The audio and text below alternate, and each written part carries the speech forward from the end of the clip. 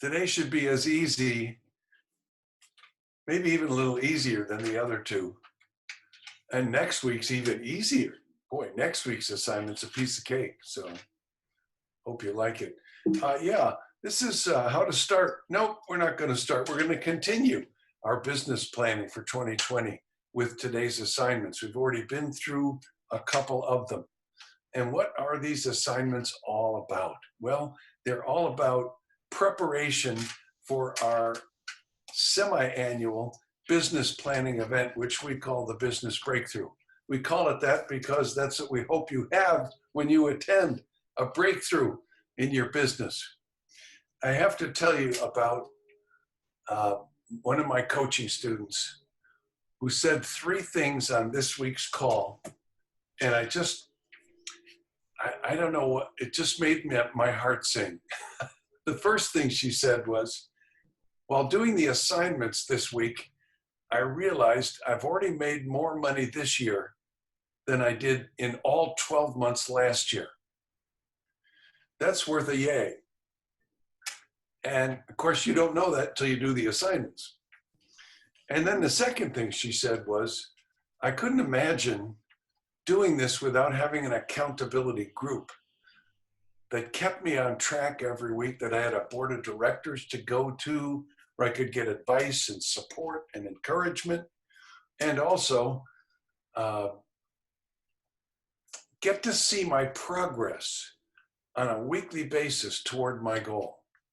You know, how do you motivate somebody? Well, you let them see that they're making progress. If you're in the dark, you know what Floyd always says about working out. You know, the hardest time to go to the gym is when you haven't seen results yet. You just feel all the pain. So I love seeing progress toward a goal. And then here's the third thing she said. This was the fun one. She said, 2 years ago, I created a vision board because we covered that at Business Breakthrough. And I created this vision board, and one of my goals in life was always to own a beach house. She has a regular suburban house, but she always wanted to own a house on the shore, on the beach, as a second home, as a retreat, a getaway. So she found this picture of a beach house and said, boy, if I ever get a beach house, it's got to be just like that one. And she cut the picture out and put it on her vision board. This was 2 years ago. And last month she closed on her beach house. And guess what it was? It was the exact house that she'd had on her vision board. Not just a beach house, it was that one. I thought that was amazing. Yeah, that's the kind of breakthrough we hope that you have. So what we do is, for those who are coming to our business breakthrough and those who are not, we figure everybody needs to put together a good, solid business plan for 2020. Because, you know, 2020, we got some forces at work in our industry that are trying to substitute technology for the agent and take away commissions. They're making some inroads, but we still can have the business that we want to have, even competing with the big tech giants. You know, if you learn how to build close personal relationships.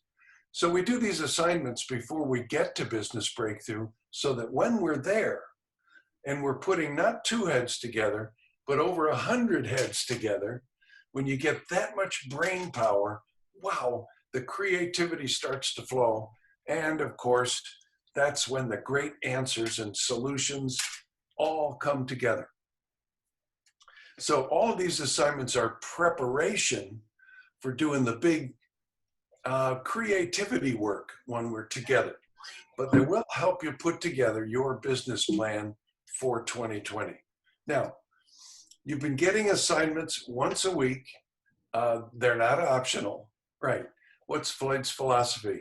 Give people the option to fail. 70% of them will take it every time because it's a heck of a lot, help me out, easier. That's right. So that's why we don't give you the option. You have to do these. And we learn from the past, we assess the present and create the future. That's what these assignments will help you do. Your first assignment was to come up with, what is my big why? What is the why that underlines all the goals that's my foundation, my purpose in life. And then what is my specific goal for the year, my income goal? And we marry the two together so that they work together. You know, if you try to look at both of them at this, you can't focus on two things at the same time unless they're in harmony and right in front of you. So that's what we did at assignment number 1, was we said, okay, what is your income goal for the year? What's your big why? How will one serve the other?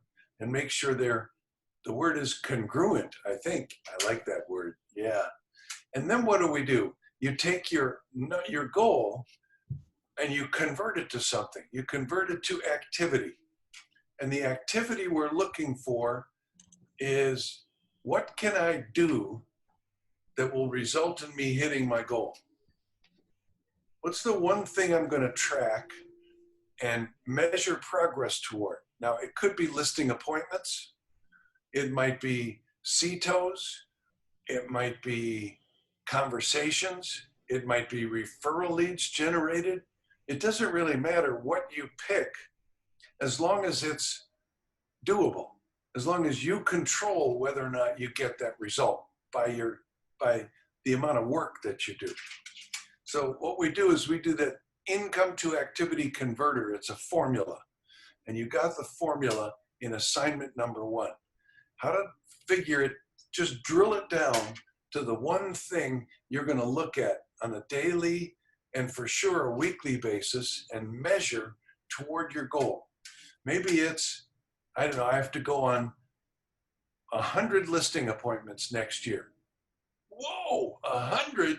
Yeah, that's 2.5 a week, working 40 weeks a year, taking 12 weeks off. But Mike, what? I don't take 12 weeks off. Yeah, you do. From listing, you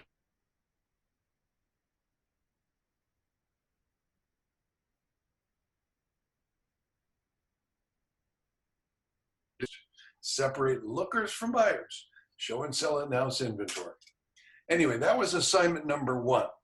And of course, when you get to Lexington, what we're going to do with that is we're going to remove any obstacle you might have from doing that activity, because it's the doing of the activity connected in your mind to purpose and goal that keep you on track. Then we did assignment number 2 last week, and that was, all right, I want you to look at all your SMART numbers from the whole year. How many conversations did you have all year? And of those conversations, how many leads did you generate with them? And from that, how many listing appointments scheduled and attended? How many CTOs, offers written, listings taken, contracts accepted? And that gives us, over time, and the longer the span of time that you have, whether you have your SMART numbers, the more scientific your ratios are. And by ratios, I mean this. It's hypothetical. I need to have 9 conversations to generate 1 lead. Or I need to generate 3 leads to get 1 listing appointment. Or I need to go on 2.5 listing appointments to get 1 listing. And when I know my ratios, I can put together a daily and a weekly and a monthly work plan, activity plan, that will result in me hitting my goal. And because it's scientific, because it's not based on guesswork, it is really difficult for people to talk you out of it. For something shiny to come dangling in front of your eyes and going, no, play with me first. Yeah, you don't get distracted quite as often. And then we asked you to make your conclusions. All right, what should I do more of? What should I do less of? What are my strengths? What are my weaknesses?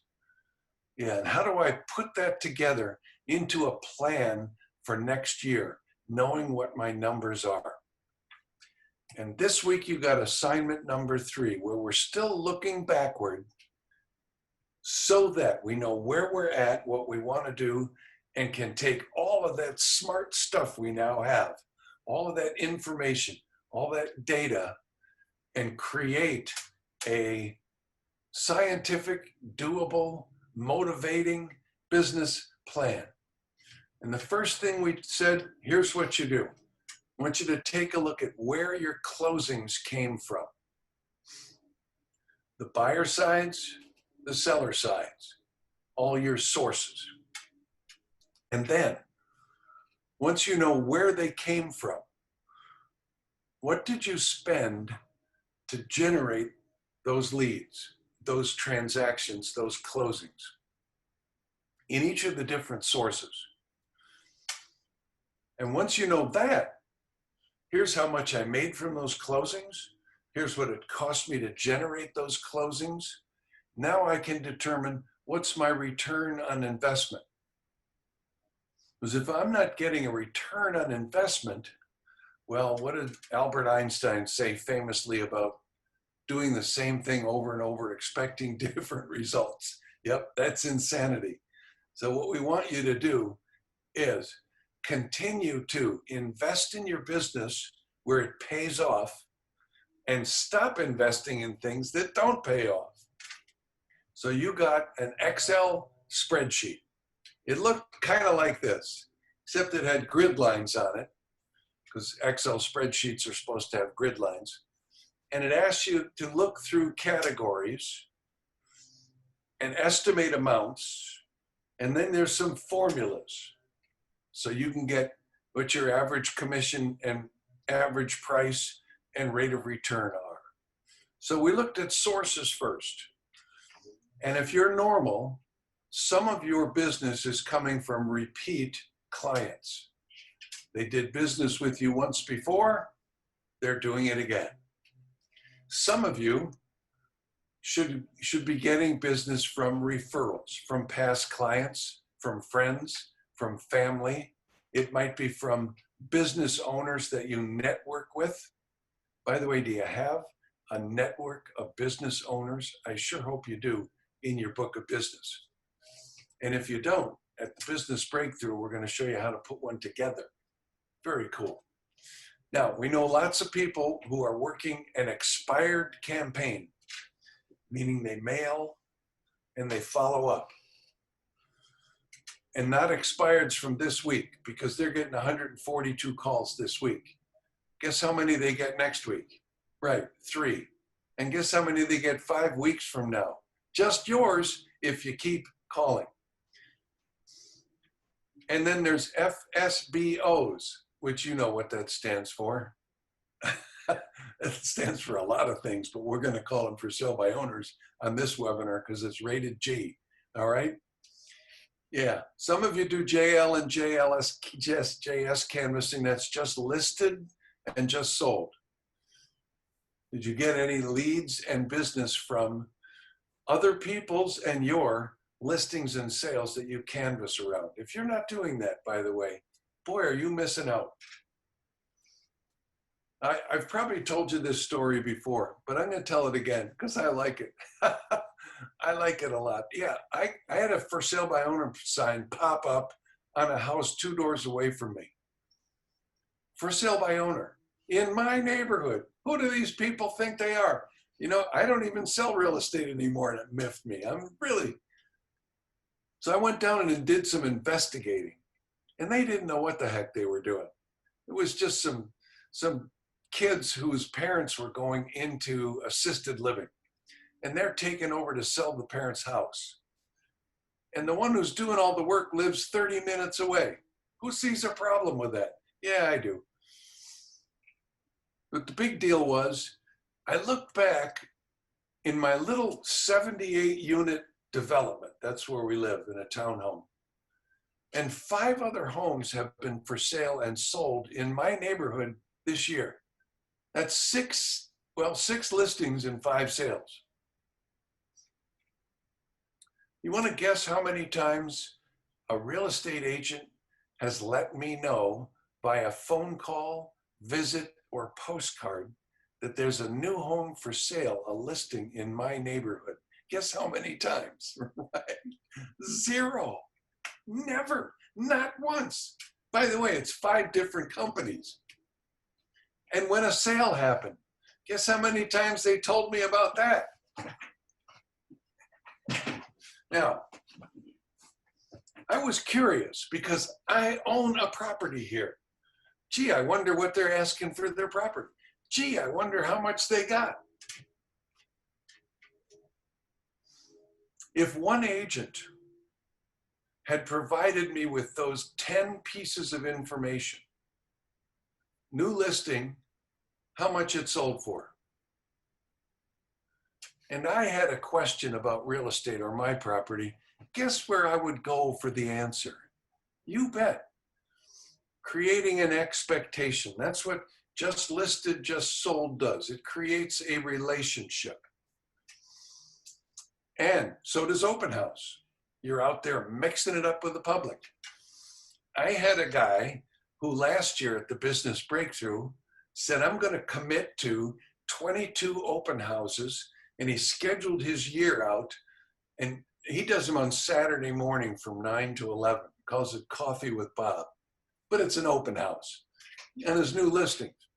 And he invites his book of business, and he invites general public. And he has sold a house or gotten a listing from every single one of those open houses. Do it, gang. Open house. Now, you might be using social media as a lead source. Now, I want you to watch my face and know that I am not lying to you about this. I really am not. I have a student from Western Canada who did a Facebook campaign and in the last month has generated 400 listing leads. Yeah, 400. Holy cow. Anyways, his question was, I don't feel like door knocking because all I have is their addresses. Well, oh, hey, wait a minute. You've discovered a gold mine. Don't complain about it. Yeah, use a source to get information. No, I asked him after that, okay, if you converted 1% of them, 4, into sold listings, how much would you earn? And he said about $45,000 to $60,000. Well, that's worth hiring a 19-year-old who can go figure stuff out for you. Yeah, that was Facebook ads. Wow. Anyway, you'll run into people like that. Some of you purchase leads. Home Light is getting very popular. There's another one that's about $99 a month. Anyway, I'll get you the name of that if you're interested. But you know, there's I think at least 24 sites where you can go and pay money either upfront or at closing to get leads. Bold Leads was one of them. I know that. And of course, converting internet inquiries. If you're doing marketing of your listings, obviously your listings are syndicated. And maybe you've got Kevin Costner out there in Dances with Wolves when he's in that far-flung outpost. Yeah, you got your websites out there trolling for listing leads and generating internet inquiries. Some of them are buyers, but some of them, just like visitors to an open house, some of them are lookers who are really listers because they have a house to sell and it's not even on the market yet. Yeah. So you take a look at all your sources. Where did my business come from? And then you say, okay, what did it cost me to generate that? For repeat business, it might just be the cost of closing gifts and maybe a little follow-up. For your referrals, it might be the cost of your book of business marketing, you know, mail, call, see. If you're, let's say, here's a for instance, if you've got your mailings down to 50 cents per person per month, that's for a $200 person book of business, that's $100 a month times 12 months is $1,200, plus the cost of your phone. And if you're doing a client follow-up or appreciation event, throw in the cost of that. If you're paying it all for all of it yourself, or if you're getting some of your vendors to underwrite, yeah, share the cost with you. Now for expireds, you might be doing a mail call C campaign. Same with for sale by owners, same with just listed and just sold. That's the cost of mailings and the shoe leather to go see them. Doing your open house, you might be doing Facebook boosts or social media and follow up to the people who visit. There's a cost to all of this. If you're purchasing leads, you're either paying up front or you're paying a referral fee at closing. There's a subscription cost to social media. And then, of course, the drip campaign for internet leads. And all of that is, what are my business expenses to generate those leads? And then you take the third column where what you're doing is you're taking, all right, how much did I spend on closing gifts? Well, I had 10 closings and I spent $400 per closing gift. I had 10 closings from repeat business at $4,000 a closing. That's $40,000. I spent 4 to make 40. Oh, that's 1,000% return on investment. Pretty good. And you look at, okay, how many closings did I have from each source, and what was my total income from those sources? Compare that and contrast it with what you expended, and now you're getting your return on investment. What's working? What isn't? Now, in this person's case, I don't know what they're paying for social media, but it isn't working out. And I don't know what they're doing with their internet inquiries, but they're not paying off. So either fix that or stop spending money on it.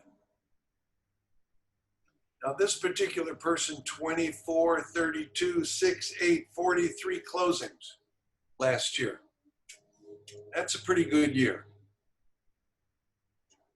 I don't know that everybody can be expert at both FSBOs and expireds and open house.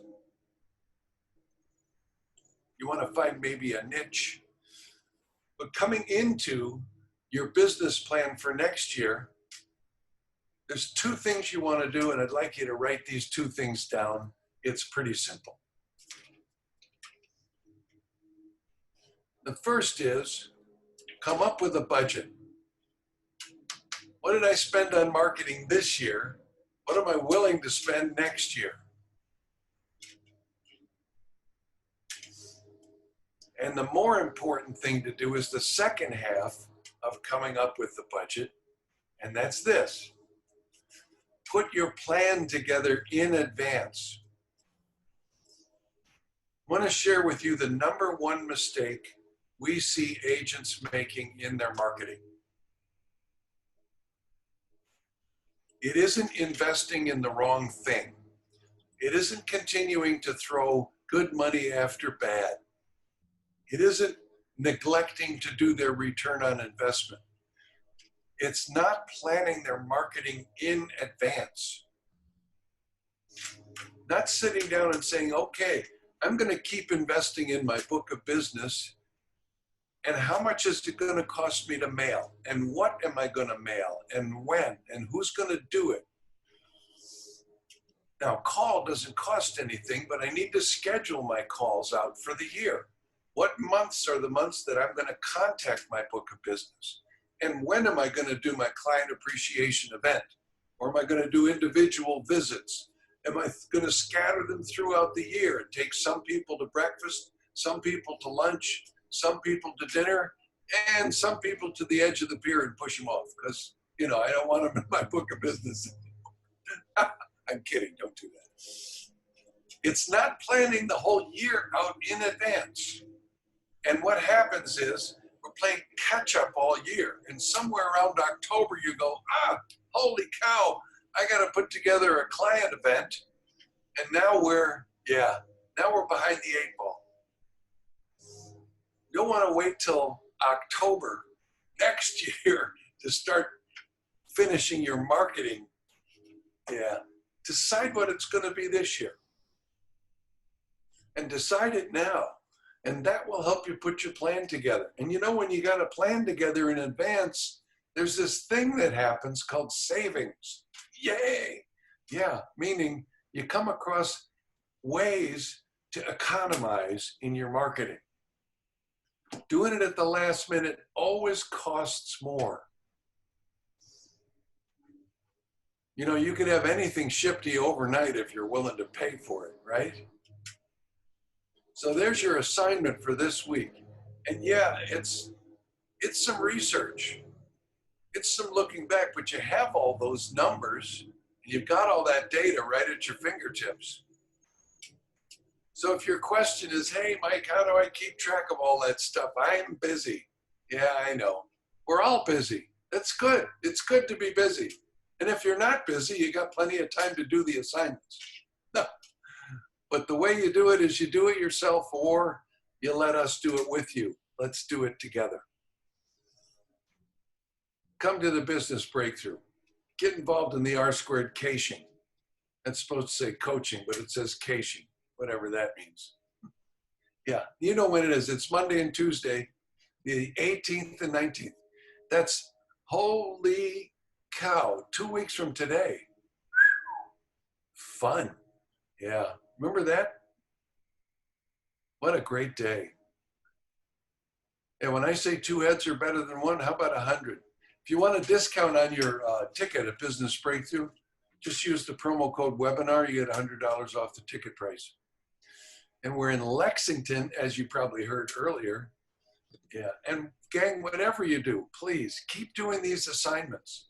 Even if you're not coming to Lexington, do the assignments. Put your business plan together before Thanksgiving. And then you know what you can do? You can have a food fight at the table and enjoy it. And you can enjoy the holidays without stress. And you hit the ground running come January 1st. Yeah. December, everybody's too busy. January's too late. Do it now, and you'll be glad that you did.